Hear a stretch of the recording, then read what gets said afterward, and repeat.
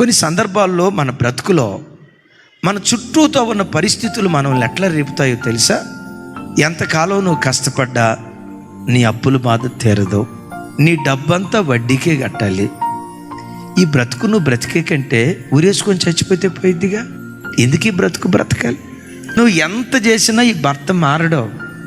ఆడు తాగుబోతానమే నిన్ను అర్థం చేసుకోడు.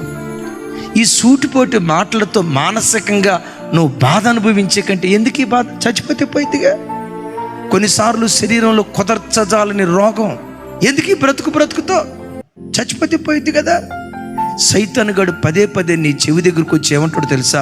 చావో, ఎంత కష్టపడినా నీ బ్రతికింతే, ఎంత ఏడ్చినా నీ బ్రతికింతే, ఎంత ఉపవాసాలు ఉన్నా దేవుడని దేవుని దగ్గరికి నీకు పరిగెత్తినా నీ బ్రతుకు మారదు.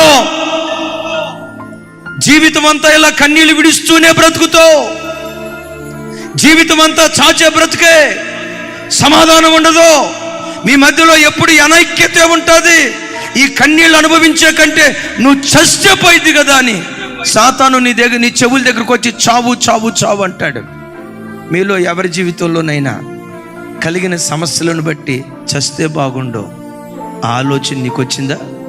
అందుకని ఈరోజు దేవుడు నీతో మాట్లాడుతున్నాడు. నేను ఖచ్చితంగా ఈ మాట చెప్పగలను. కొంతకాలం ఓర్చుకో, కొంతకాలం సహనంతో ఎదురు చూడు. అలాంటి మరణకరమైన పరిస్థితులు నీ చుట్టూతో ఆవరించినప్పుడు నీ ఆయుధం ఏంటో తెలుసా? ప్రార్థనే. మోకాళ్ళును, దేవా ఈ కష్టం వచ్చిందయ్యా, నీకు కాకపోతే నా బాధ ఎవరికి చెప్పుకుంటానయ్యా, నాకున్న ఏకైక దిక్కు నీవు కదయ్యా, నీవున్నావనే ధైర్యంతోనే కదయ్యా నేను బ్రతుకుతుంది. నువ్వు ముఖం చాటేస్తే, నా ప్రార్థనకు నువ్వు జవాబు ఇవ్వకపోతే, నా కన్నీళ్లు నువ్వు తొడకపోతే, నా గుండె చప్పుడు నేను ఎవరికి చెప్తానయ్యా, నాకున్న ఏకైక దిక్కు నీవేనయ్యా అని ఆయన కాళ్ళు పట్టుకొని ఎంత ఏడవాలో అక్కేడాడు. ఎంత కన్నీళ్లు కార్చాలో అంత కన్నీళ్లు కార్చు.